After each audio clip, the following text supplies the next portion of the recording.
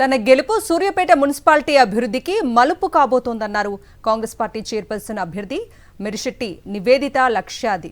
ఎన్నికల ప్రచారంలో భాగంగా ఇంటింటికి తిరుగుతూ ఓట్లను అభ్యర్థిస్తున్న సమయంలో అపూర్వ స్పందన వస్తోందని నివేదిత అన్నారు. గత 10 ఏళ్ల బీఆర్ఎస్ పాలనలో సూర్యాపేట అన్ని రంగాల్లో వెనుకబడిపోయిందని విమర్శించారు ఆమె. సూర్యాపేట గడ్డపై కాంగ్రెస్ జెండా ఎగరబోతోందని, రాష్ట్రంలోనే మున్సిపాలిటీని నంబర్ 1గా నిలబెడతానని హామీ ఇచ్చారు.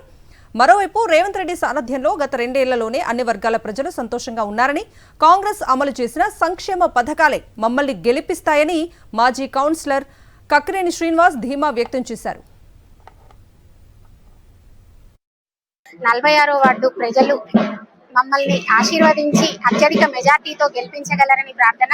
అదే విధంగా 48 వార్డులలో కూడా కాంగ్రెస్ వారు గెలవాలి. మాకు చైర్పర్సన్ అవకాశాన్ని కల్పించినటువంటి ఉత్తమ్ కుమార్ రెడ్డి గారికి, రఘువీర్ రెడ్డి గారికి, మన లోకల్లో ఉన్నటువంటి సర్వోత్తమ్ రెడ్డి గారికి, రమేష్ రెడ్డి గారికి, వేనారెడ్డి గారికి, పోతు భాస్కర్ గారికి అందరికీ ధన్యవాదాలు తెలియజేసుకుంటున్నానండి. మీ గెలిచిన తర్వాత ఈ గెలుపును దామోదర్ రెడ్డి గారికి అంకితం చేస్తామండి. నివేదిత గారు చాలా ఘన విజయం సాధించబోతున్నారు. వారు ఇంటింటి ప్రచారంలో భాగంగా ముందుకెళ్తా ఉంటే ప్రజలే స్వచ్ఛందంగా ముందుకొచ్చి వారికి నీరాజనం పడతా ఉన్నారు. ఈ ప్రాంతంలో ఉన్నటువంటి సమస్యల పట్ల వారికి వివరిస్తా ఉన్నారు.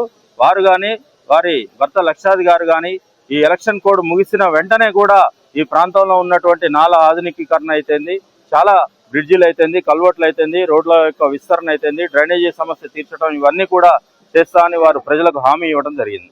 సూర్యాపేట పట్టణంలోని 48 వార్డులలో 40 వార్డులలో విజయం సాధిస్తా ఉన్నాము. మిగతా 8 వార్డుల గురించే బీఆర్ఎస్, బీజేపీ మరియు ఇతర ప్రతిపక్షాలు ఆ 8లో ఎన్ని తెచ్చుకోవాలని ఆరాట పడుతున్నాయి తప్పితే కాంగ్రెస్ పార్టీ విజయం ఖాయమైంది. సూర్యాపేటలోని మున్సిపాలిటీ మీద 3 రంగుల మువ్వెన్నెల జెండా ఎగరబోతుంది.